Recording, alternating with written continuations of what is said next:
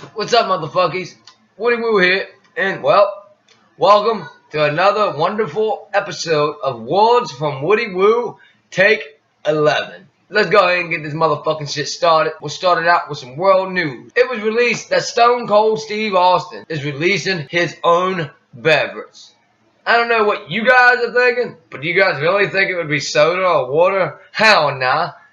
It's an alcoholic beverage. Yeah. Now, the name of the beer is gonna be Broken Skull IPA. Stone Cold Steve Austin teamed up with a brewing company. Now, I may pronounce this wrong, but the name of the company is El Segundo. Proper spelling will be right up there. With the team of Steve Austin and this brewing company, they have created, now quote me on this, one badass beer. Now, I mean, what else do you expect from the man?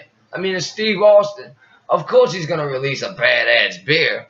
Now, Stone Cold Steve Austin described the beer as not bitter, but yet lots of hops, but mellow at the end. I mean, Stone Cold's an alcoholic. You got to take his word for it. Hell yeah.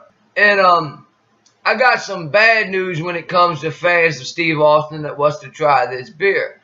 Because this beer is not going to be sold worldwide. It's not going to be sold nationwide. It may get there, but at this point, the beer is not going to be sold nationwide. Moving on October 28th, YouTube Red went into action. Now, there was a little controversy behind all this at first. YouTubers was afraid that, that the creators wasn't going to get paid for the content. And that wouldn't be fair because, hell, I'm a YouTuber and come on, guys, I'm not making no money. I don't got no views and subscribers like that. I do this because I enjoy doing this. You know what I mean? But for the people that have started making money, they kind of turned this shit into a job. So, PewDiePie, McJuggernuggets, my man, kid behind the camera, they all had discussions about it and whatnot. Now, for those that don't know, YouTube Red is going to be a $10 a month service by YouTube where you pay them for $10 a month, and they give you the regular YouTube content without the ads. You know what I mean? Now, I don't know what's up with the ad block, but you know what I mean? That changes the thing's wage whoop. Now you can pay $10, get no ads. Well, hold on. That's where the YouTubers come in. Well, don't we get paid because of the ads? If you take the ads out, how am I going to make money? Now, I don't know all about this. The very first month of YouTube Red, which is already active, like it's right now, the first month. Right now, it's free to anybody that wants to try it. And because they're doing it like that, they didn't release it right away. But once it came out, they made it aware to all YouTubers that if you are making money off of monetized, that YouTube's taking it out of their own pocket and paying you. You're not gonna not gonna get paid for this month. Even though me myself, I don't make content for money. You know what I mean? Yeah, it'd be nice, but hey, I'm here because hey, I want my word out there. On top of the no ads, you're gonna get unreleased footage from your favorite YouTubers. Special collaborations and whatnot, movies, TV shows that the YouTubers are in, you know what I mean, included into the service.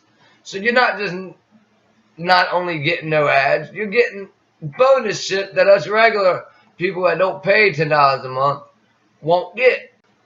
You will be able to save and download the videos and watch them offline. And the YouTube Red will also allow you to use other apps and whatnot while still watching your YouTube videos or your songs or whatever you do on YouTube. The movies and the TV shows, however, will not start till next year after YouTube Red has already got grounded, so to speak. I am sorry to inform you, but right now, YouTube Red is only available in the USA. Also in world news, October 27th, United States approves drug that turns herpes into cancer-killing medicine. Now, the United States has made it known that they can start using the herpes virus. Now, don't get it mistaken for genital herpes or nothing. Like, if you get cold sores on your mouth, that's a form of herpes. Now, they can use the same strain of herpes to treat tumors and whatnot of cancer patients, because the herpes virus infiltrates the tumors, and by doing this, it reduces the size. You know what I mean? And they have seen this in significant amounts of studies. Now the drug, hold on here, give me a second here, it's kind of weird. The drug is called Imligic. The proper spelling would be right there anyway, just so you guys know. The FDA has approved this drug. It's an injectable drug made by Amgen Inc. Proper spelling over there. However, FDA is not approving all uses. They're only allowing the drug to be used on melanomas, or however you pronounce that cannot be surgically removed. One single course of the treatment is running about $65,000. So, good luck to all them poor cancer patients. I'm not trying to be an asshole at all. I feel bad. I've lost many to cancer. I hate the disease. And I think it's ridiculous that you gotta fucking pay your fucking funeral money to try to get better. Now, what they do with the medicine is they take a syringe and they inject it directly into the tumor. Now, once in the tumor, it starts attacking the cancer cells. However, it is extremely advanced for them to come up with something like this. However, the FDA is sad to inform that they still have not seen any effect in extending the life of a cancer patient.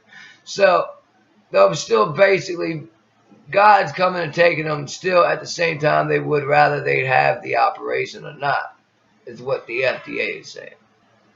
Now, the reason why it's groundbreaking is beforehand, only 2% of tumors or whatever shrunk without the medication. With the medication, it has gotten up to 16%.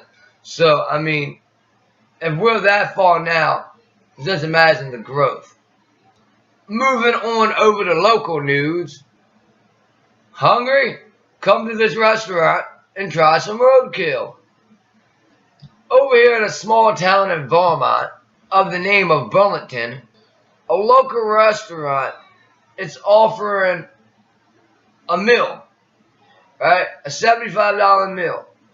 And the meal, the meals are being donated by local hunters and whatnot. Locals who have found roadkill and have brought it in to the restaurant to donate. It's Hotel Vermont. Today, Hotel Vermont will offer 3 dead animals of your choosing for $75. You know what I mean? But the animals were found on the side of the road. Of course, they'll make it so they don't got no diseases and all that. But it's $75 for something that they picked up off the road. Residents of Vermont have been quite fucking frank about it. They've said how it's nasty and interesting. If I was living there, I'd be trying to shut that place down. Fuck that. Everything from deer, moose, muskrats, fucking, and much more is going to be on his menu. People are sick in Vermont, apparently. I don't know. I don't see how this is even legal. On November 1st, 2 were arrested for a body found on 95. On Saturday, October 31st, aka Halloween, the Maryland police pick up a Mark Vernadek, proper spelling, age 48, along with Don Saudi, age 61. The two share a house in Baltimore, Maryland. The charges that these two are being faced with is first-degree murder, first and second-degree assault. Now, once they got pulled over by the Maryland State Police, Mark tried to flee on foot. However, Dawn didn't give no issue. She totally cooperated. The charges are related to the death of Thomas Pope of Middle River, Maryland. Although they haven't connected a motive with these two, or with the three, the late Thomas and Don and Mark. There's no motive why they would kill him, but yet they are being charged with the murders. They know they did it. Pope's body was found on October 27th on I-95 along a service road near mile marker 70 in the whereabouts of Baltimore County. Maryland hospitals will stop giving formula samples to new mothers. As of November 1st, it was released that the Maryland hospitals, all 27 of them, are declaring that they are going to stop giving new mothers the little sample bottles of formula upon giving birth. They are doing this to support breastfeeding. You know what I mean? I don't know. I really don't know. But let's go ahead and do the dumbass of the motherfucking week. Yeah. On October 28th, 2015, a West Virginia man gets charged after asking the school to sing on the intercom. The man's name was Delonte Lee Lewis. He entered the Dunbar Middle School and basically asked to use the intercom to perform a Justin Bieber song for the students of the school. However, he was turned down. The police were called and the school was placed on lockdown for a whole half an hour just to be safe.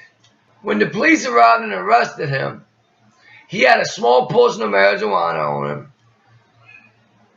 and they transferred him to a hospital for mental evaluation. I mean, who the fuck in their right mind walks into the school and is like, I want to sing Justin Bieber or I'm going to flip the fuck out?